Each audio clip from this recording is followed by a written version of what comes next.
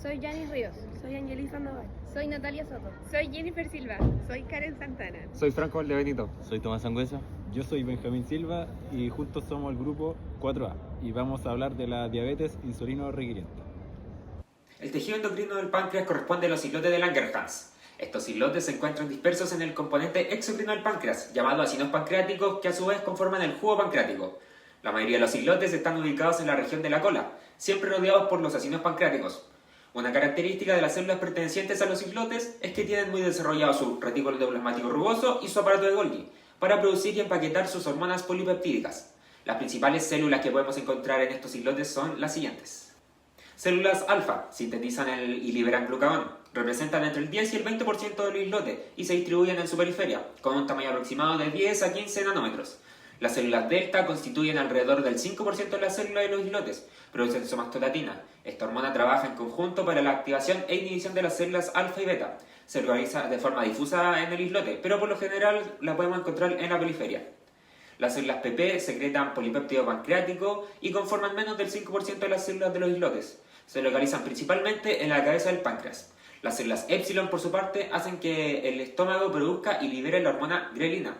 Estas células endocrinas representan cerca del 1% de las células del islote. Las células beta, para nuestro caso, son las más importantes, pues estas son principales productoras y liberadoras de insulina, hormona que regula el nivel de glucosa en la sangre, y constituyen alrededor del 70% de las células del islote. Las células beta pancreáticas están ubicadas en el centro, cuentan con un diámetro promedio de 10 nanómetros y cada una contiene aproximadamente 20 picogramos de insulina. Como las otras células del islote, tienen muy desarrollado el sistema endomembranoso y poseen una gran cantidad de gránulos de secreción que contienen insulina. Son células epiteliales que se encuentran muy unidas entre sí y están en estrecho contacto con los vasos sanguíneos, donde liberan la insulina cuando ésta se requiere. El tejido pancreático se compone principalmente por células epiteliales que cumplen funciones específicas dependiendo de la proporción a la que pertenecen. El páncreas lo componen dos tipos de tejido. La parte del tejido exocrino, que compone la mayor parte del tejido pancreático, está conformado por los acinos pancreáticos, que a su vez están formados por las células acinares y centroacinares, organizadas en un epitelio simple. Estas producen y secretan enzimas digestivas esenciales para la degradación de proteínas, grasas y carbohidratos en el intestino delgado. Por otra parte, la parte del tejido endocrino está conformada por los islotes de Langerhans, que producen y secretan diferentes hormonas necesarias para la absorción, almacenamiento, metabolismo de los nutrientes y sobre todo regula el metabolismo de la glucosa. Además, están rodeados por las células acinares y permeados por varios capilares.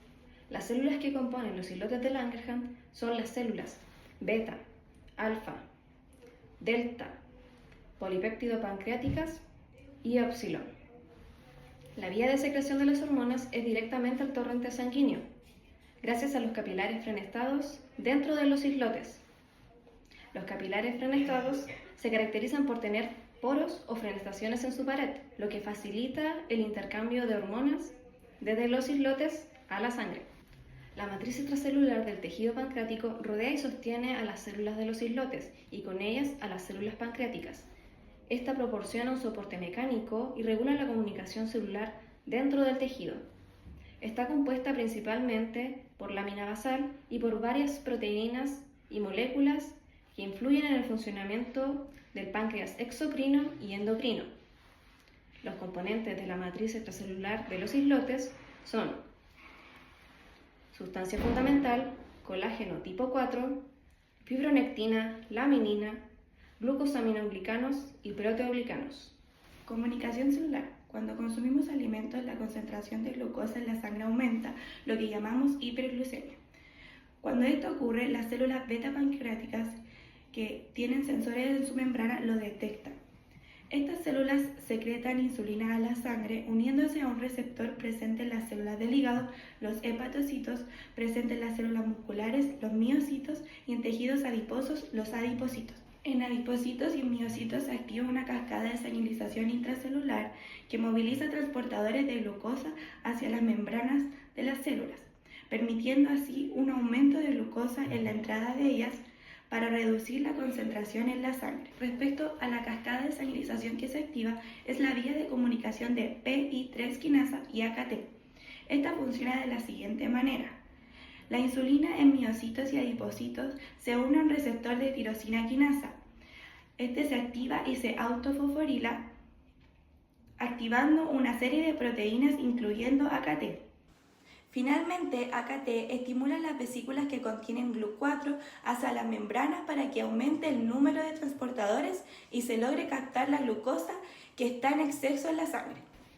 El páncreas es una glándula digestiva accesoria alargada, pesa aproximadamente de 70 a 100 gramos y mide de 12 a 15 centímetros de largo y 2,5 de ancho. Se encuentra retroperitoneal y transversalmente a través de la pared posterior del abdomen, posterior a la curvatura mayor del estómago entre el duodeno a la derecha y el vaso a la izquierda. Consta de 4 partes. La cabeza, que es la porción dilatada y se encuentra cercana a la curva del duodeno. El cuello, que está a la altura de las vértebras L1 y L2 en el plano transpilórico. Es corto, origina la vena porta hepática y oculta los vasos mesentéricos superiores.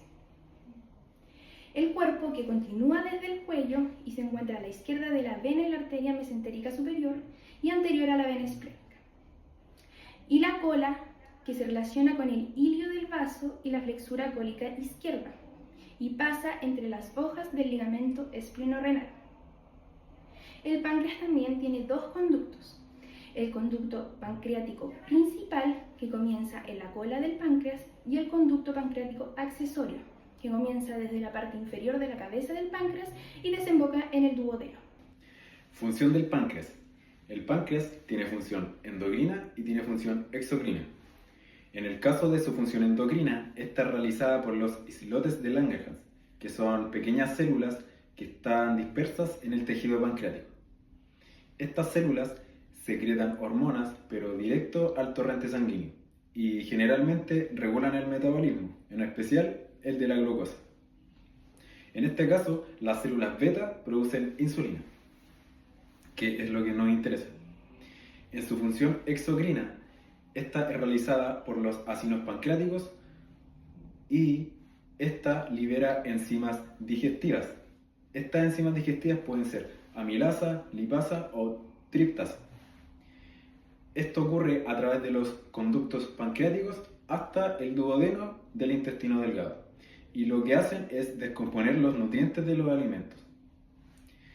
La insulina es clave porque desprende la glucosa de los alimentos y la lleva hacia las células para usarla como energía o guardarla en forma de glucógeno. En resumen, el páncreas es súper importante porque secreta esta insulina, y la insulina es la que mantiene los niveles óptimos de glucosa en nuestro cuerpo, en rango normal. Ahora, ¿qué veremos en un páncreas con diabetes mellitus tipo 1? La fisiopatología nos indica que veremos alteraciones estructurales y funcionales. En las alteraciones estructurales veremos una disminución en el número y los tamaños de los islotes de Langerhans. El páncreas se verá atrofiado mayoritariamente en la zona de la cola. Asimismo, veremos engrosamiento y rigidez en los conductos pancreáticos, el principal y el accesorio. ¿Por qué? Debido a la infiltración de linfocitos T dentro y alrededor de los islotes. Esta actividad de los linfocitos T elimina a las células endocrinas, causando su atrofia. ¿Cuándo?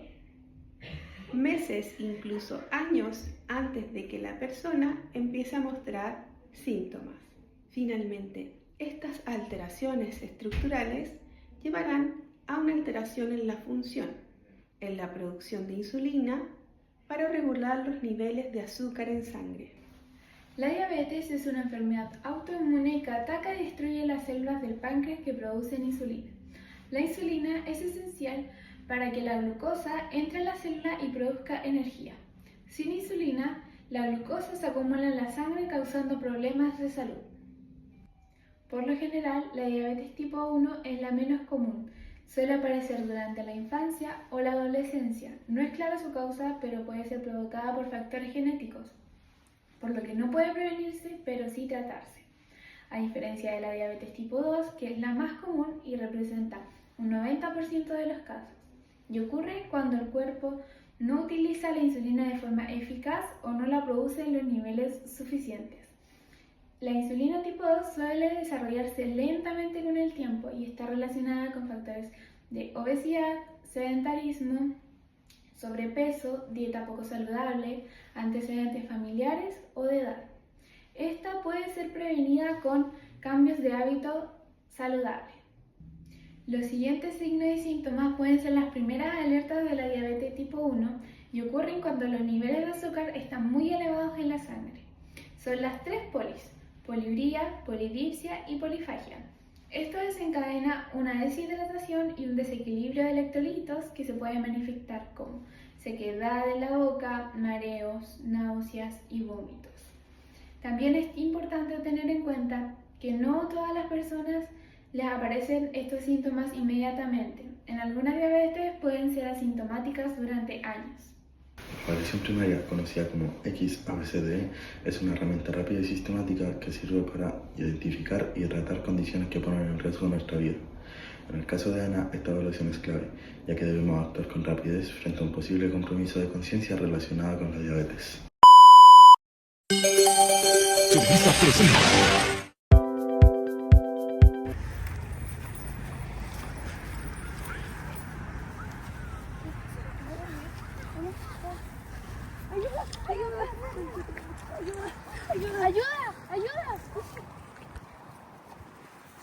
Primero, debemos asegurarnos de que Ana se encuentra en un lugar seguro, libre de riesgo como caídas o temperaturas extremas.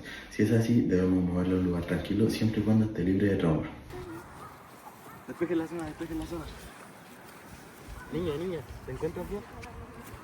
Tú, llama una ambulancia. Luego, evaluamos de que Ana puede mantener su vía aérea abierta. Si está inconsciente, debemos revisar que no haya vómitos ni objetos extraños.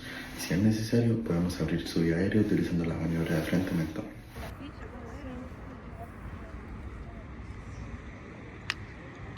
Luego, comprobamos de que Ana está respirando adecuadamente. La respiración debe ser clara, regular y sin esfuerzo. Si hay algún problema, puede requerir oxígeno o atención médica urgente.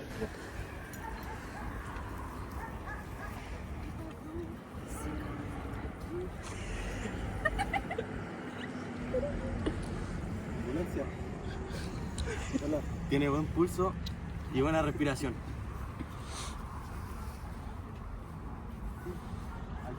Evaluamos el pulso y el color de la piel. Si sus extremidades están frías o calientes, puede deberse un problema circulatorio relacionado con hiperglucemia o hipoglucemia. En este caso, Ana tiene pulso, por lo que no requiere RCP, pero sí observación constante. Porque la clase de la prueba no la contabilizaron, parece. No se va a contar.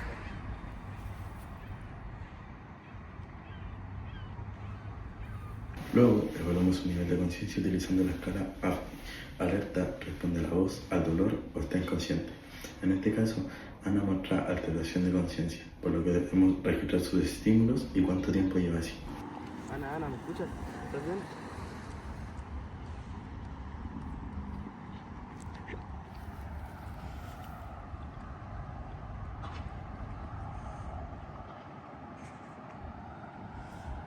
Es importante revisar a Ana de pies a cabeza, ya que puede tener alguna lesión por la caída, pero sin desabrigarla, ya que sospechamos de una descompensación diabética, por lo que debemos mantenerla abrigada y cómoda.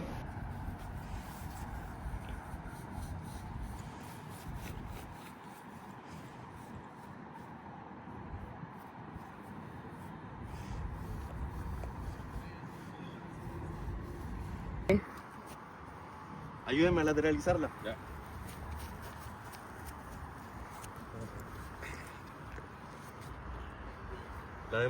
La daremos vuelta a la cuenta de 1, 2, 3. ¿Todo bien? Ya, volvemos a la posición normal en 1, 2, 3. Si se sospecha de hipoglucemia, se debe medir la glucosa si es posible y administrar el glucagón si es que está al alcance de la mano, si no, esperar a la ambulancia. En caso de hiperglucemia, se debe confirmar el nivel de glucosa, administrar insulina, no realizar actividad física y si hay vómitos u otro problema, buscar atención médica urgente. En ambos casos, la hidratación es muy clave.